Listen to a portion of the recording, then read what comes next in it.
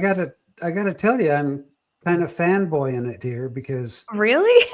I've been watching you from day one, and when I discovered you, I thought, well, first of all, let me tell you, when the first show that I was watching, I was watching on my big screen TV, and my fiance Amanda came walking in, and she doesn't usually comment on all of the gazillions of podcasts that Gene and I do, but she saw you and she says, "Oh my gosh, she's got the coolest hair on the internet."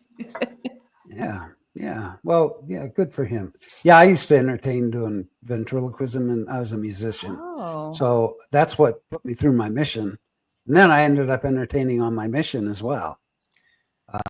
When he did his farewell, the bishop let him do a ventriloquist act and play the guitar. He really The did? electric guitar in sacrament guitar. meeting. In church? Yeah. He requested Hallelujah. it. He It's the best requested Sunday it. ever. Yeah, we've got a bunch of rescues around here: dogs, guinea pigs, bearded dragon, a tree frog, chickens. Oh, wow. Yeah, the works. That's all cool except for the tree frog. I'm afraid of frogs. Oh, really? And what's funny is we have two huge bullfrogs in my backyard somewhere. I've never seen them, but they're really loud. And they've seen you. I know, right? They're freaking stalking me, waiting till the right moment, and then I'll be swallowed up by them. Yeah, well, and my name has 2 G's, and so my entire life people would say Meggan just because I didn't know what to do with the extra G. Yeah, or should it be pronounced Meggan? I know. Meggan, yeah. Right? I don't know. I asked my mom why they did that, and she said that they thought that's how it was spelled. Gee, I forgot to acknowledge it, but 3 days ago was the 1-year anniversary that Meggan appeared on Latter-day Digest. Wow. Has it really been a year? Yeah. I can't believe that. I know. Wow. Cool. Okay.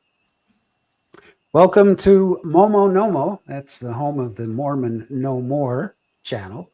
I'm the happy apostate, Randy C. Watts, and I am happy to be hosting this show with Gene Judson, who I call the Connections Whisperer. He knows everybody, and his channel is Latter-day Digest, and we're especially excited to have Meggan Hayes as our guest today. Like I told her earlier, I'm kind of a fanboy because, Meggan, I've been watching you for so long, and in my opinion, you're just one of the coolest people on the internet, and I love what you do. Well, so thank welcome. you. Yeah, I'm excited to be here. A little nervous because I generally broadcast alone, but yeah, I'm excited to be here. Yeah, if you wouldn't mind just kind of giving us a little bit of a rundown. You have the name of your channel is Generally Unquotable, and you have a very informative news show that, I mean, I've seen consistency by some people, but never have I seen anyone as consistent and thorough as you are. And so I'm curious to know how you got to where you're at right now. If you could give us like a little rundown of your Mormon days and how you decided to depart from the only true church upon the face of the earth, the one and only Mormon church, which is a win for Satan now. Mm-hmm. It's the Church of Jesus Christ of Latter-day Saints, soon to be, I'm betting, the Church of Jesus Christ. That's it. Yeah. I don't know how to condense it, but I'm going to try. First of all, yes, it was the Mormon church when I was growing up in the church. I was born in the covenant. I have 13 siblings, and I was raised, 7 sisters and 6 brothers. And I was raised very Mormon, in a very strict Mormon household. And we did all the things all the time. We didn't miss family home evening. We didn't miss morning prayer. We went to church every Sunday, even on vacation. I did all 4 years of seminary. I mean, I really was in it to win it. And I met my husband. We got married when I was 20 and he was 22.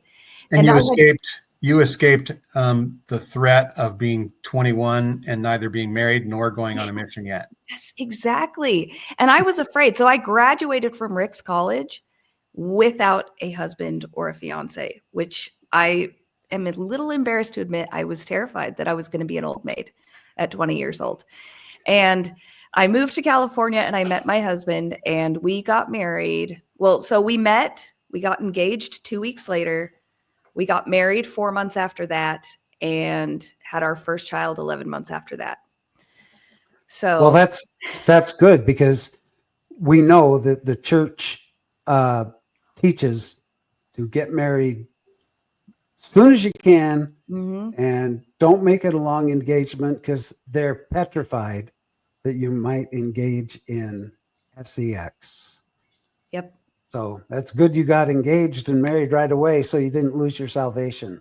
I know. And that was when I was in first grade and my teacher asked me what I wanted to be when I grew up, I said a mom, because that was the only thing I knew. So that's what I did. I grew up and I became a mom. We had 6 kids in 10 years. And during that time, I finished my bachelor's degree when I was pregnant with our 3rd child. That's who's Mormon actually a senior in high right school there. now. What's that? That's Mormon bona fides right there. I know. I was a Relief Society president twice. And when my oldest daughter, who is now 22, when she was 4 or 5 years old, right around kindergarten age, she did something that I didn't want her to do. I don't remember what it was. And I reacted in a way that my dad would have reacted, which was not good. My dad was very strict. He was abusive. It's hard for me to say that even now, but he was. And the minute I did it, my daughter looked at me and I saw myself there looking at my dad.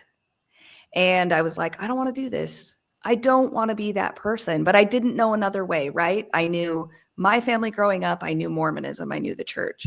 And so I went to the library and I got some books and I started reading about parenting. And if I trace back, that was the beginning of the end of my Mormonism, because I know a lot of people leave because of church history.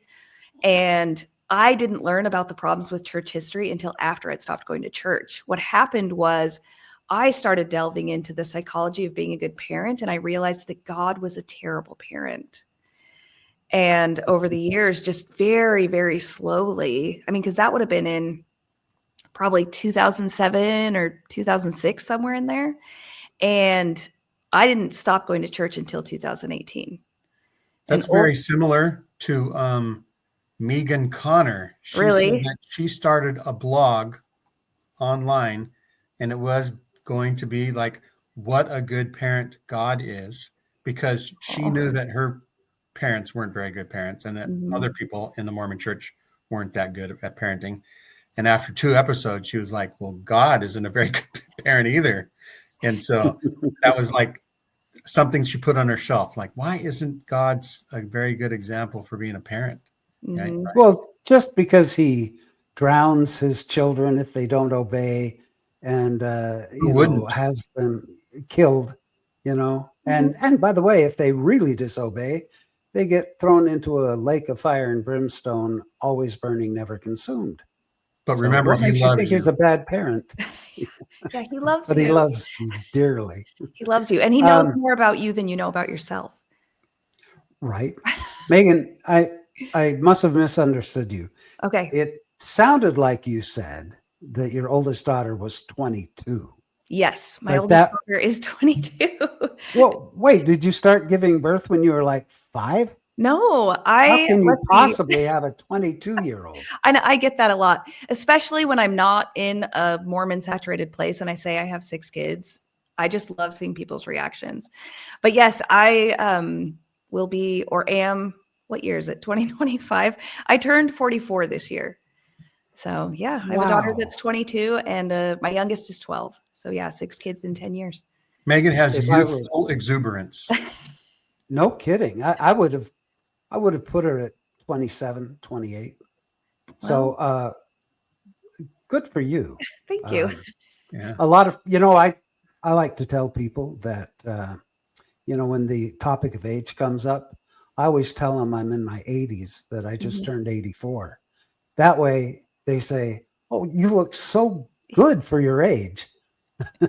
Because if I tell them that I'm 66, then it's like, oh, thought you Well, were that makes older. sense. I don't know. I would have guessed 50s, but I don't know if I'm a good judge. So Bless your heart. Well, Gene is a much older friend of mine. He is considerably older than I am. 7 whole days older. oof. Yep. So Ooh. behind got the a week. camera, I make him address me as sir. Sir. Right. He's got His a week. Excellency. Yeah. Right. And Yeah, he can't he's got stand a up. He week can't on stand me. up until I stand up. Oh, right. Right. Yeah, going for Bednar vibes. Yeah. Bednar Right. vibes. Yeah. Bednar Yeah, grew up I- 5 miles away from me. Oh, wow. Yeah. So I Yeah. got that going. And Megan was on our Latter Daily Digest show exactly 1 year ago. And so people can find out more about her upbringing and different things here. Mhm. And we've gotten you to 6 kids. And in 2018, something happened with your testimony. Well, my testimony had been leaving for a really long time. I just didn't want to admit it because it was all I'd ever done and known. And we went to church as a family right before Christmas in 2018. I don't know if it was Christmas. I think it was actually the 23rd was the Sunday before Christmas that year. And we came home and my husband said, "You've got to stop going to church." And I was like, "I can't stop going to church." He's like, "Well, you're miserable there." And he said, "Look, we're all just going to stop going for a little while." And that was the last time we went. And it just, like the prophets have said, the less we went, the easier it got to not go. And it just started to open things up because then I felt like I could listen to more podcasts, Mormon Stories and Radio Free Mormon. And if someone heard me, I didn't feel like I was, an apostate, and just a little bit at a time, because I already thought that God was a bad parent. Then I started to learn that Mormonism wasn't that great either. Right. Sound like you were Right. dying a death of 1,000 commandments, not cuts, but Yeah, when I was in Yeah. the church, oh yeah. Yeah, it was hard. I was trying to be everything to everyone all the time. I grew up as a people pleaser in a family where I was sort of a number, and I was, a woman in the church. And so I would tell people that I was happy and that I loved the gospel. And then when I got out, I realized, oh, no, this is what happiness feels like. This is what freedom feels like. It's Yeah. almost like your husband was a religion doctor who was prescribing abstinence. Well, yeah, which is funny because so my husband grew up in California and he was very Mormon and he served a mission and he did all those things, but he was not quite as Mormon as I was. And so, and I had already started deconstructing the church in the sense of, God and Jesus and their divinity before I left, but he hadn't deconstructed anything. He'd just never been quite as Mormon as me. But when we stopped going, I really dug into deconstructing and not just continuing the psychological deconstruction, but the deconstruction of the Mormon truth claims and history. And he didn't start doing that until about 2 years ago. So did Sundays become a little more enjoyable without having to get 6 kids dressed, their socks, I had 4 kids, excuse me, and I dreaded Sundays, having to find socks that matched and shoes, and everyone's losing their everything. And just to get those 4 kids ready, I can't imagine with 6 how peaceful Sundays became compared to what they had been. Mm-hmm. Well, and we were not the cool family with the good stuff. And so the kids didn't love church a lot. So getting them ready was kind of a push in that sense. And then when we were at church, I was always trying to protect them because, one of my kids, he had a sketchbook that he would draw in at church. And the other boys in his class took the sketchbook from him while he was at church and wrote a bunch of mean things about him in it and gave it back to him. And then I didn't know this had happened until a while later when one of the other kids said, "Well, this is what they did at church to him." And I'm reading through it. So church was supposed to be this solace and a place, and we lived in a lot of different wards. This was the last one that we went to church in, but it was hard. It was hard. There were wards where we felt more included, but the last one we went to church in, we didn't really feel like we fit in. And that wasn't just my husband and I, but the kids as well. So yeah, not having to go anymore was pretty fun. I'll bet that was just such a cathartic feeling to, just do your family thing on Sunday, whatever you chose to do, or let the kids do their thing. Yeah. So. I wish I had, I wrote in a journal almost every day from when I was 8 or 10 until I got married, pretty much every day. I was very faithful journal writer, another Mormon checklist thing. And I wish I had been writing in it when I was deconstructing and leaving the church, because I don't remember what we did on those Sundays. I just know we weren't at church anymore. They became a second Saturday where we did the things we did on Saturday, but I don't remember specific feelings of getting up and being like, today's Sunday and I'm not going to church and I'm going to do something else. But there is something that I still, 2018 till now, every day get excited about when I get up is not putting on garments. Right. I get excited about that every day. It's still exciting. I know. It's still exciting, isn't it? Yeah, because I can just look through my closet and think, what do I feel like wearing today? And it can just be anything in there. When I go to the store, I can look at clothes and I can say, I can pick out any of these that I like, because for so many years, there was such a small portion of things that I could actually get that would cover my garments and be modest. And it was not show your porn shoulders. Yeah, I know. Not put my shoulders out. I mean, now I could, which is just wild to me. I never thought there would be a day where garments wouldn't cover shoulders. That's wild. So what is it that got you into, you said you journaled, and knowing how your podcast is, I'm sure that your journal was consistent and that you were just diligent in writing in it every day. What got you into doing your newscast? So one time somewhere, somebody said, if you go into Google and you can set up an alert, and then Google will email you news about that subject. And I was like, oh, I should do that about Mormon news, just so I have an idea of what's going on in Mormonism. And this was probably shortly after we left the church. I still have family that's in the church. My husband's entire family's still in the church. And so I just wanted to keep up with it. So I went into Google and I set up an alert, the word Mormon. So then when there's news about Mormons, it would come to my inbox. And at work every morning, I was reading the Mormon news, just grab my cup of coffee and in between helping people read the news.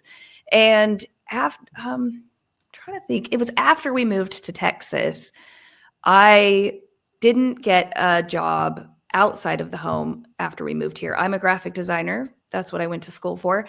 And so I thought, I'll just freelance for a while, get a feel for the area, and then maybe get something later. But reading the Mormon news in the mornings and doing my graphic design work. And I thought, you know what? Every morning I get up, I make myself a cup of coffee and I read the Mormon news. I should just read a portion of it on my TikTok channel, which was a pretty small channel at the time. And because if I'm reading it, maybe other people will want to hear it. So that's how I started. And it was very rough at the beginning, where I would just kind of read a paragraph and maybe throw around a few ideas about it. And I remember I even turned my phone around and would show pictures on my computer that I wanted to be on the news. And totally so professional. Yeah. I mean, it was really high tech and professional. And that's how I started. I just had my cup of coffee, and I was reading whatever article stood out to me from the Mormon news. And that was I think it was November of whatever year we moved here. 2023. Yeah. It would have been my very first newscast. And then about 5 months later, you jumped into YouTube. Yeah. And honestly, I think TikTok is maybe going to go by the wayside for me. YouTube is where I'm going to put my focus. But yeah, I got into, why did I even start going on YouTube? Was that the time they were going to get rid of TikTok? And then I don't remember. Probably, yeah. The rumors were spreading, yeah. Mm-hmm. And so I was like, well, if TikTok goes away, that's where my following is. I've built up this newscast now, and I want to keep going. So that's when I started YouTube. I thought that you were going to tell me that you majored in journalism, because when you do the news, you take on this journalistic human who, I love the cadence that you present your information, and you don't interject. Like when Gene and I talk about the church, you can tell in our voices the ridiculousness of things, but you just tell it like it is. You tear the church apart in such a professional way. If you don't mind, I want to play a clip of you real quick. Sure, yeah. And just because people are going to say, "Oh yeah, I know her." Yeah, and I'll say she's always sound like a graphic artist doing the news, but really doing it well. Well, thank you. Yeah, exactly. And you used to be more dispassionate. I've noticed a lot more of like expounding on what's going on more. And I really appreciate that.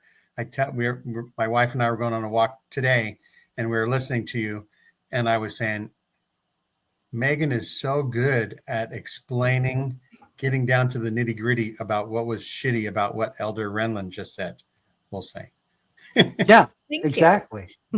Yeah. And speaking of Elder Renlund. Yeah, speaking of Elder, you brought him up. Speaking of the devil.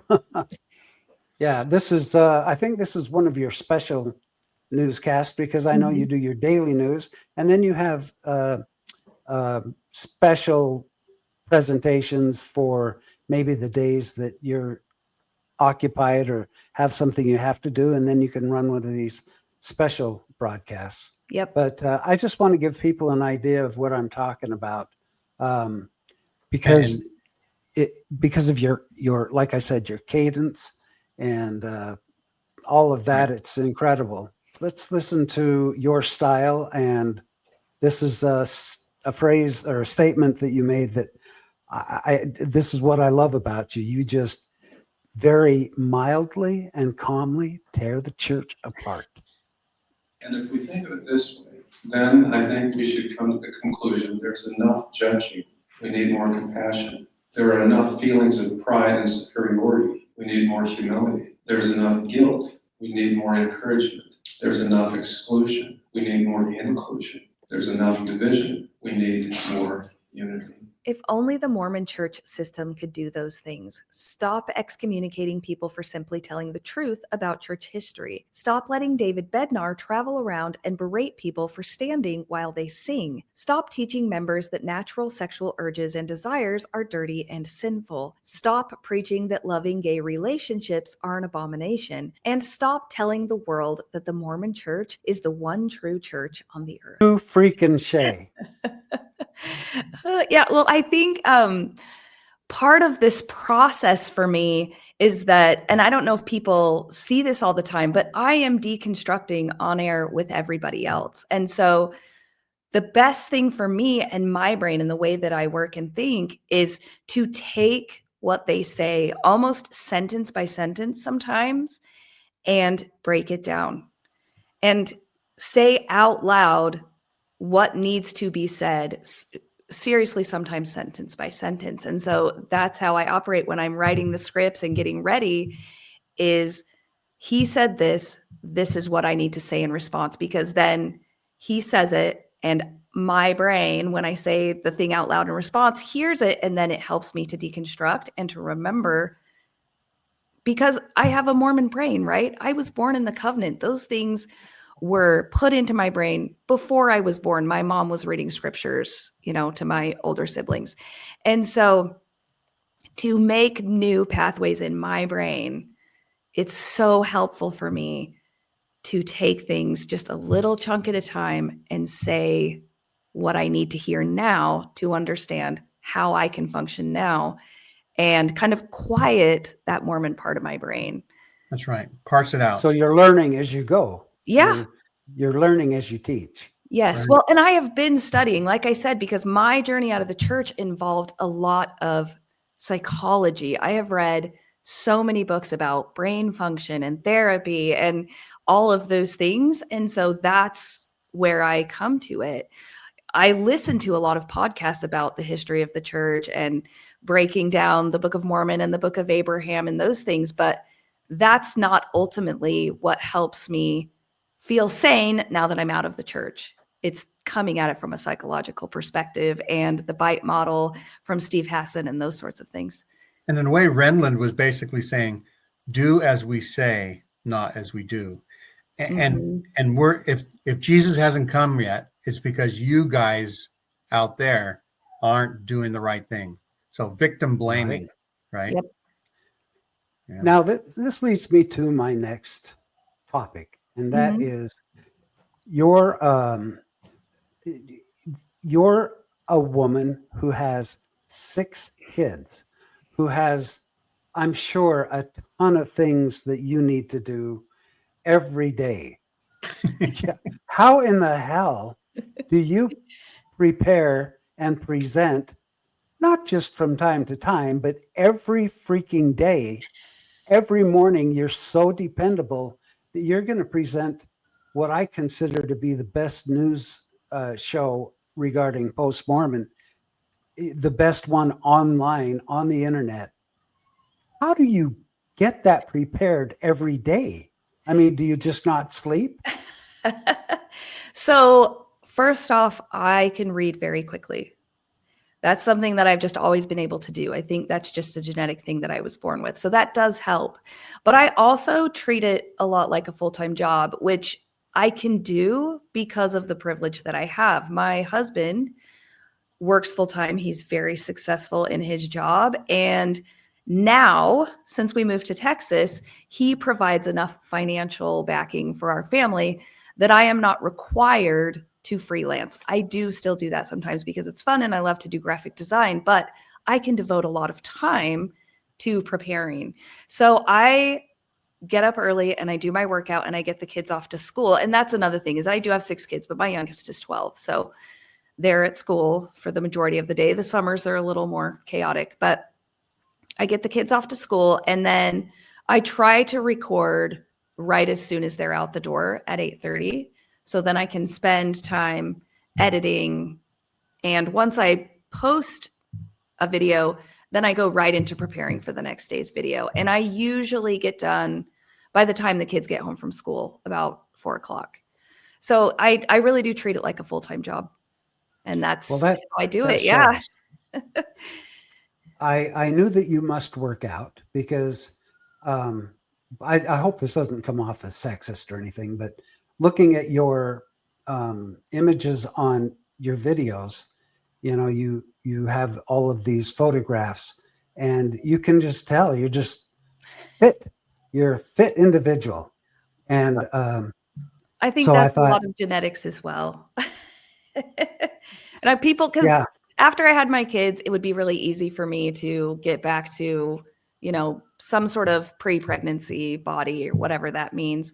And people say, what's your secret? And honestly, a lot of it is genetic. I think I just, this is the body that I was born into. So yeah. But I do work out a lot. I enjoy getting up and I used to run a lot, but I injured my hip a couple years ago. So I do more walking and weights now, but it's my time where I get to put my headphones on, you know, and the 6 kids are not with me.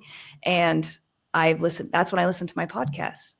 So, well, I think that genetics, okay, maybe that has something to do with it, but the fact that you work out a lot has a huge thing to do with it, I'm sure. Yeah. But I know the working out, I mean, obviously there's physical repercussions to that, good consequences there. But a lot of it for me is mental. It just helps me function. If I get up and I get outside, I don't work out at the gym. I actually hate going to the gym. I have some free weights in my garage, but mostly I just walk in my neighborhood, ride my bike in the neighborhood. I just love to be outside in the early mornings or the late nights. I mean, I am in Texas now, so it's pretty stifling during the middle of the day. But even when we lived in Fairbanks, if I could be outside and it wasn't 50 below, I would go outside. Well, you know, Gene, I know that he walks a lot with his wife, Michelle. They're half the time I'm talking to him, he's on a walk. Mm-hmm. Let me tell you, he doesn't look near as fit as you do. It's the genetics, and maybe he should perm his hair like we spoke about earlier, and then we just that bring might it all be a good one. together. Yeah, it's a good idea. I would like to get extensions. I know a gal. So do you? You got a person? You got a gal? She could give you some extensions. So you are an anomaly online, really, with all that you do, and the incredible. And I know I speak for every human being that watches your show. We hope you keep it up because it's such a success, and you do such a good job. I want to ask you though, you saw my little issues that I had just trying to switch to a clip, and yet your editing is kind of off the charts. I mean, when you're speaking, suddenly the image shows up, and I don't have any clue of how you do that, but and I don't see you fidgeting and trying to, it just happens. It's just natural. What the heck?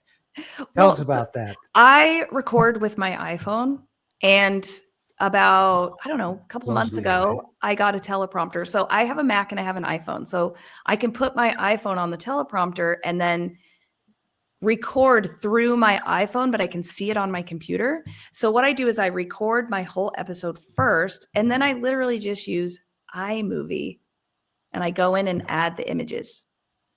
So then when I'm talking, I don't even know what image necessarily I'm going to put up, because I go back and when I re-listen and edit and take out times that I stumble over my words or that I laugh really hard, maybe I just take that part out sometimes, or or if I say things where I'm like, oh, that maybe was a little too harsh, I'll take those out and then I'll add the pictures then. So then it is more seamless. Yeah. So it's not like a live broadcast. It's not like this.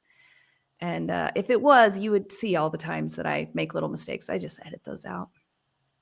Well, I have an iPhone. I've got my MacBook Air, and I have a whole I'm a writer, and I have, multiple screens, but my production still looks kind of kindergarten compared to yours.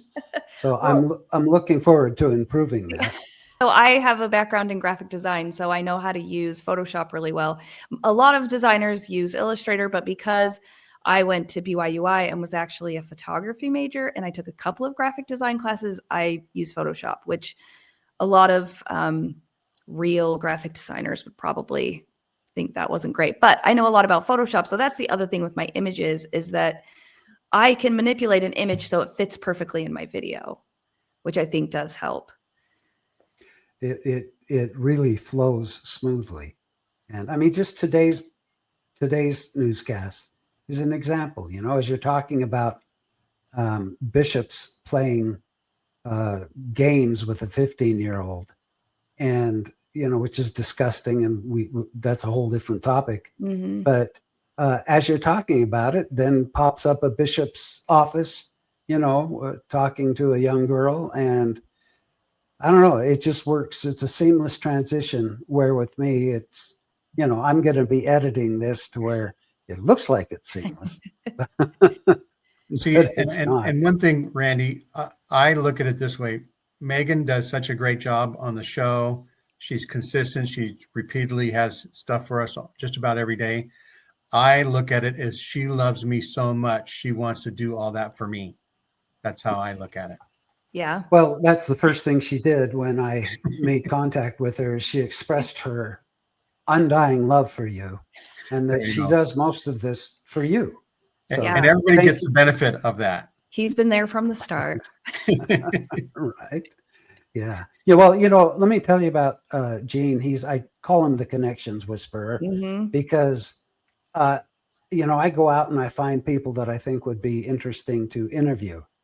And about 9 out of 10 names that I submit saying, hey, let's interview this person, he's like, oh, already did it. I already interviewed him. You being one of them. But I didn't care, because I wanted to get the chance to interview you as well. And I say, Randy, here's a homework assignment. List every single person I've had on as a guest or co-host. That way you'll know. Yeah, no, that would take me too long.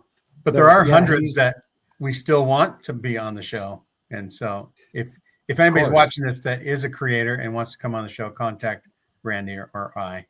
And so one thing, we talked about how you, Meggan, sort of changed from just like a straight delivery of the news and to be dispassionate so that you didn't have to break stride and seem a little bit more professional. Was there a time at some point that you decided that you were going to be a little bit more editorial and you just committed, or did it slowly just become more and more? It was a slow progression for sure. Where when I first started, it was very clunky. I think I should maybe bring out one of those first videos and just show it because it would be funny. But and then I realized that for it to be equally as helpful to me as the people who are listening, that, like I said, I wanted to transition more to that sentence by sentence or section by section breakdown of this is what was said, or this is what the church did. And this is why when I personally was in the church, it was harmful to me. If you out there feel the same, that's great, and just go through that over and over and over again. Because when we grow up in the church, when I grew up in the church, those things were consistently put into my brain every day, every minute, every family home evening, every time I went to church. And so, now if 5 days a week someone gets to hear, this is what Dale Renlund said, and this is why it's harmful, then hopefully they can start to unwind that as well. Right. Well, and you don't just read, you catch them doing, you catch all of the hypocritical things that they say. And, it's not just a matter of reading. You read, but then you analyze and you're like, oh, wait a minute. He said this here, but he said this here.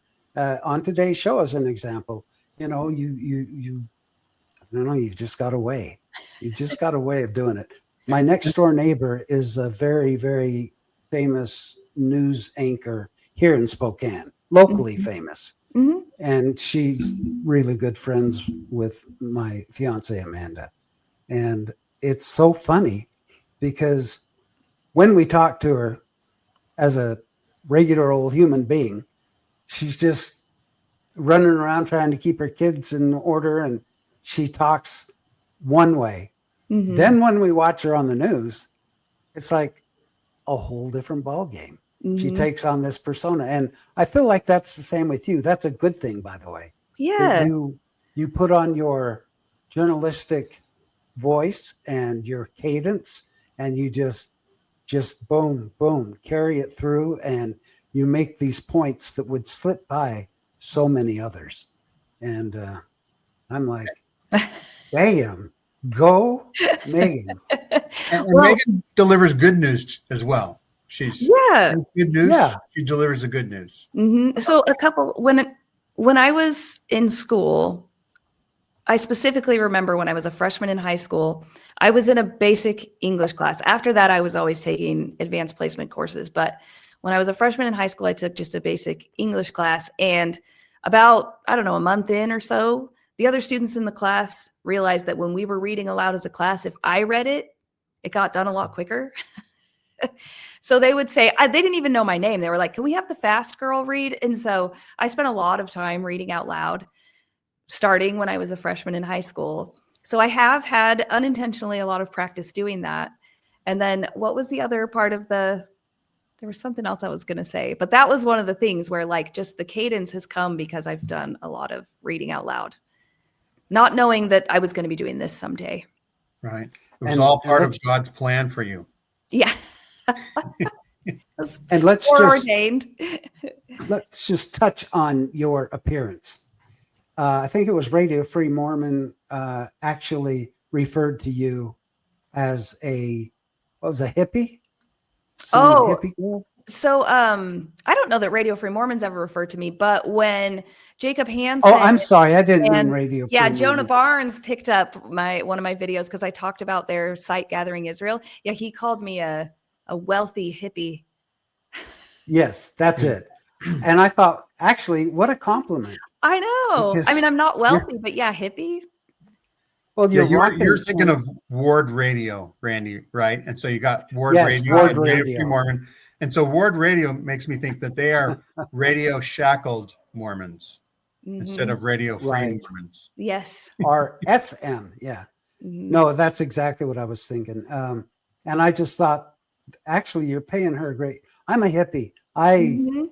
If you saw the pants I was wearing, they're what I call elephant pants, Mhm. and they're all colorful and totally hippie. Nice. I love the hippie life. So I'm thinking that's a great compliment. I would love for people to call me a hippie. And I've they always can't- used that word as a compliment to people who are, loving and earth friendly and just have kind of a holistic lifestyle. Yeah. Yeah. And I think you fit that perfectly. And then you've got the cool dreads. Have you always worn your hair like that? No. So I've always wanted to, and maybe not always, but I remember going to Yellowstone one time way back and seeing a gal in the restroom who had a similar hairstyle and thinking that it was really awesome. And my hair is really curly, curly, curly, curly in the back and very like this kind of straight in the front. And it's incredibly thick and there's a lot of it. So I spent years and years either trying to curl the front of my hair or trying to straighten the back. And then I had 6 kids and I just didn't have time for that. So then I had shaved all around except just this top portion for many years. And I got tired of just having really not a lot of hair because I have a lot of hair. Even when I just had this portion, the hairstylist, I would go in and I'd say, you need to thin it. And she would be like, oh, and then she'd get in there. She'd be like, oh my word, you have so much hair. I'm like, I know. So then I was like, you know what? I know there's a controversy when it comes to this hairstyle on someone who's white. And so for about 5 years, I wanted to do it, but I just kept putting it off. And I would talk to locticians, people who do this. And every single one of them is a person of color who I spoke to. And they would be like, you should do it. Your hair is perfect for this. Your hair in the back, if I closed my eyes and I put my hands on your hair in the back, I would think you were a person of color. And I was like, yes, I have been told that.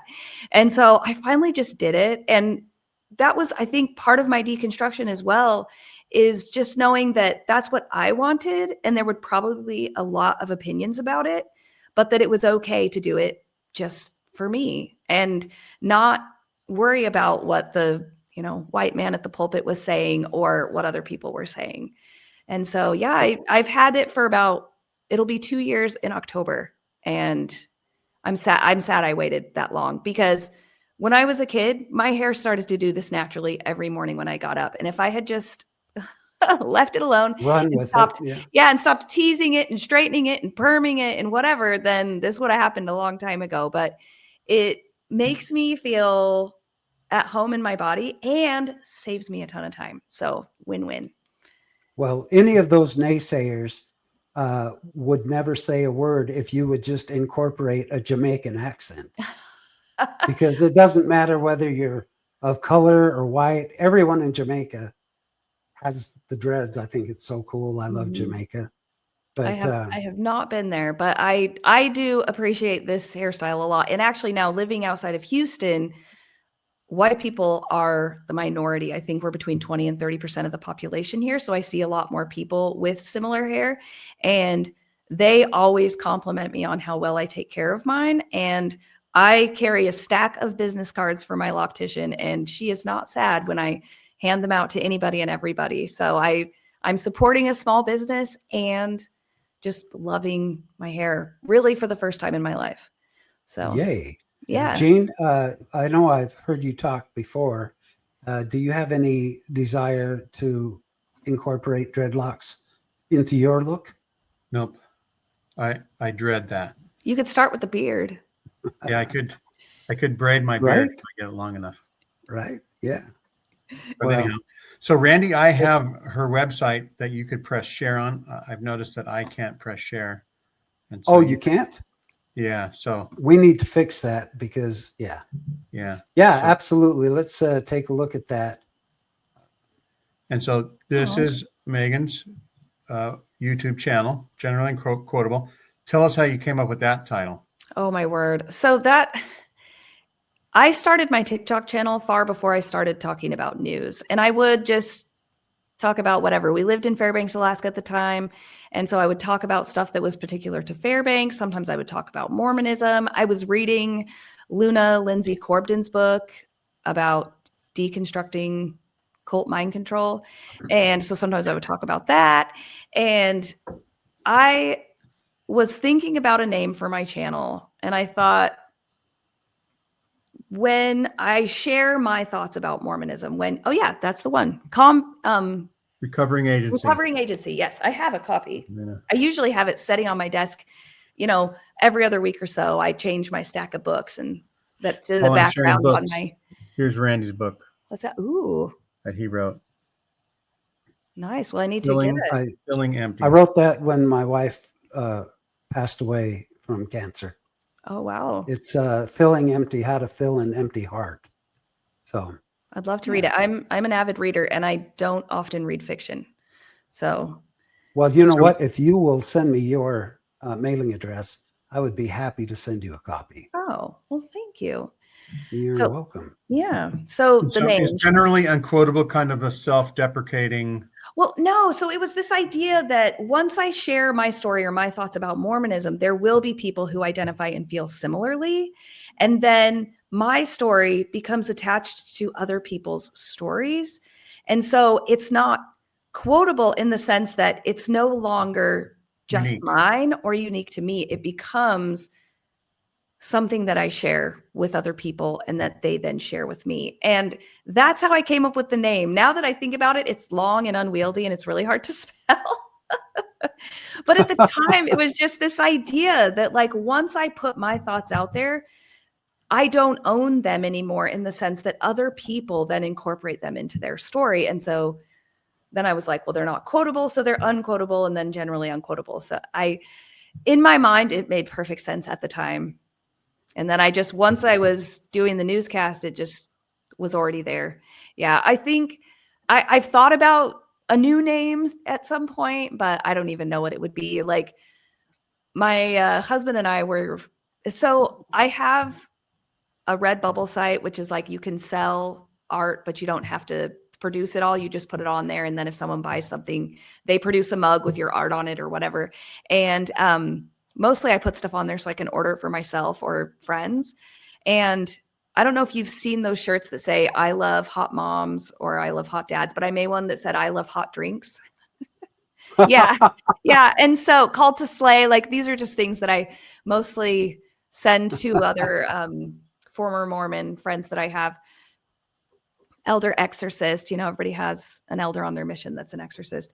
But yeah, and then some of the old stuff that I did in my art. But I was like, maybe it could be my site is about spilling the tea, but it's not really gossip. So, but then I was like, it could be, spilling the hot drinks daily. Anyway, so it could just be called Hot Drinks, which might be fun, but it's been generally unquotable. I don't know if people would even notice if I changed it or if it would matter. But that was the idea behind Generally Unquotable. Oh, that's very cool. I've wondered if I should change my name from Momo Nomo, because I don't know if people even understand what that means. I mean, I understood right away. I could change it to What's on Your Mind. Ooh, that's catchy. So, I know. It just, and because I'm a designer, I can design whatever logo I want to design, and I could make a new fancy one. And that's the easy, fun part. That's cool. I need to Randy is dandy. While eating candy. While eating candy. That's too far. I don't know how I'm going to do it, but I'll figure it out. Mm-hmm. Maybe Michelle can help me, but I want to put Momo going down the right side and Nomo on the, or vice versa. Momo Nomo going down beside my little devil. That's my logo. So people understand why there's a little devil up there. Mm-hmm. But well, that's it's fun. That's a 10-second little design job right there. that is because it'll be. I guarantee it'll be 10 days for me. Oh no! To figure out how in the hell to get the letters going down like that. Oh no, we can do that. That's easy. Really? Oh yeah. If you would help me do that, I would mow your lawn on Tuesday. Okay. Yeah, then I'll have to pay my child $20 to do it. So sweet. Wow. Yeah, I want to be your kid now. That's a Popeye reference, by the way. Mhm. Yeah. Well, Meggan, I cannot tell you how enjoyable this has been and what an opportunity it is for me to get to know you and listen to your story. It's it really makes me enthusiastic about continuing with my channel because everyone has a style. Gene's got his style, and I have mine, and the two of us work together well, bouncing off of each other. But the what you're doing is just incredible, and I commend you on what you've been able to accomplish, especially, by the way, with the size of family that you have, 6 kids. And I can't imagine how many grandkids you're going to have in 20 years. Well, I have grand pets right now, so we have begun. Okay, it started. Gene, do you have anything else you'd like to say to Meggan? All I can say is that it's one thing I was thinking of is when we were kids, the only Mormon news we got was if you were rich or something and you got the weekly Deseret News that came. I think it's like a Sunday supplement for people that live in Salt Lake and get the newspaper, the Deseret News, but you could have that mailed. And so like my grandma had those. And then in the Ensign once a month or other things, everything was just like once a month. And it's all good news. It's all like, here's how great we are. There's nothing wrong with God's church. Everything works smoothly. There's perfect. What could go wrong? Sounds like a good title for like a movie called Westworld, right? But anyhow, having real news about the church, whether it's good or bad, or think something to watch out for, or something to be proud of, every day is a stark difference to what we had growing up. And I think you do a great service to everybody for what you're doing. A lot of the other good newscasts are once a week, and you're out there doing it every day. And part of your experience has encouraged Randy and Meggan Connor and I to start a weekly show on Sunday called the Salt Lake Expositor, where we try to democratize the news a little bit. We say some of the headlines and we try to get calls in and let the people talk about how the news is affecting them. But you were in a way an inspiration for that.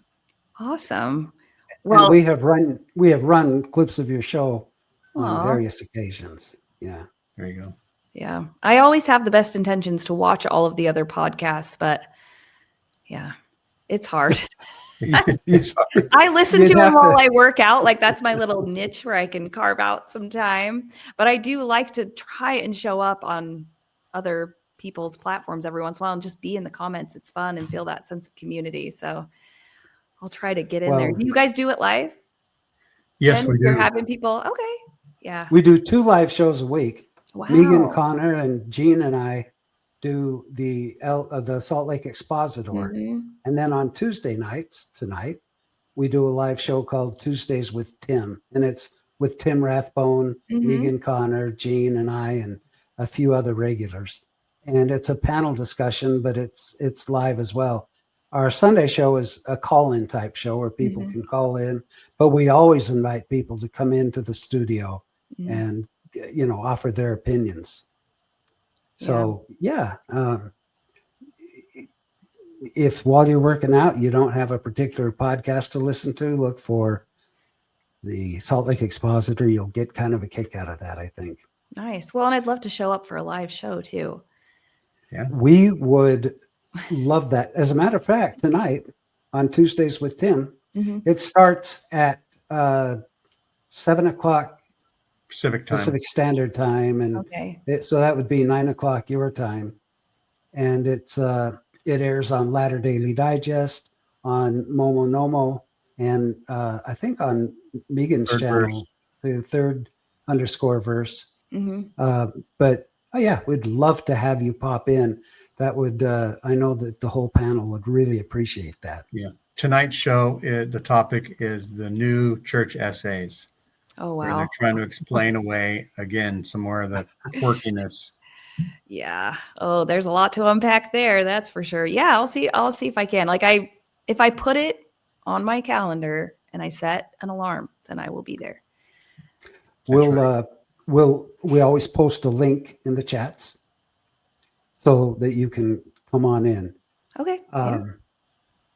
And no matter what the subject is on Tuesdays with Tim, we always end up cutting up and having a blast. And then the after show is even blastier. Mm-hmm. Yeah, it's irreverent. And then the after show is even more so. Yeah. You know, and I was going to say this earlier. That is why I do what I do, because when I get up in the morning, I am excited to sit down at my computer and do what I do. There is never a boring Mormon news story anymore. If I'm reading straight from the church news, it is so exciting to me because I bring it in, and when it comes back out, it's something that helps me heal. And I wake up with a smile on my face, and I'm just jazzed to get on my computer and read from LDS.org. And as much joy as you glean from that, I guarantee you your listeners do too. There's not a day goes by that you're not the first podcast that I listen to. Oh, so that it's generally flattering and terrifying to me. So thank you. Well, I know I'm not the only one, by the way. So yeah, you should be flattered. Absolutely. Yeah. So it's generally. Oh, go ahead. Gene. Generally Unquotable. This is the second anniversary show, and so in a year, we'll look for you to come back and see the growth that you've experienced over the next year. I'd love that. I love that. This makes me totally nervous and gives me anxiety, but it was okay because you guys were just fun and easy to talk to. We're so damn cool. It's hard to be nervous when you're talking to us. I'm nervous until I start the show. So, like 2 hours before, I'm like, oh, it's still 2 hours away. And then I'm overthinking everything. And then once it actually happens, then I do a lot better. Yeah. You did great. Well, thank you. So everyone listening, Meggan is an example of the incredible guests that we have on. We strive to bring people in that are going to edify you and that are going to entertain you as well. So if you're listening, we would appreciate, as always, just hit the like button and the subscribe, not just to Momo Nomo, not just to Latter Daily Digest, which is Gene's channel, and not just to us, but to Generally Unquotable. I guarantee if you're not a regular listener, you will be once you hear the first episode. And this is brought to you by Momo Nomo. That's right. Anyway, thank you so much for coming on the show, Meggan. We greatly appreciate having you come on, especially with the busy schedule that you have. Yeah, and Gene, as always, thank you for co-hosting. Usually it's the other way around. I'm co-hosting with you. Now you're co-hosting with me, and I appreciate that greatly. And to all of you who are watching, share and subscribe. And I have to say this as we go out, if you don't mind. I have to say, in honor of our guest, okay, I absolutely hope you have the day that you deserve. There you go.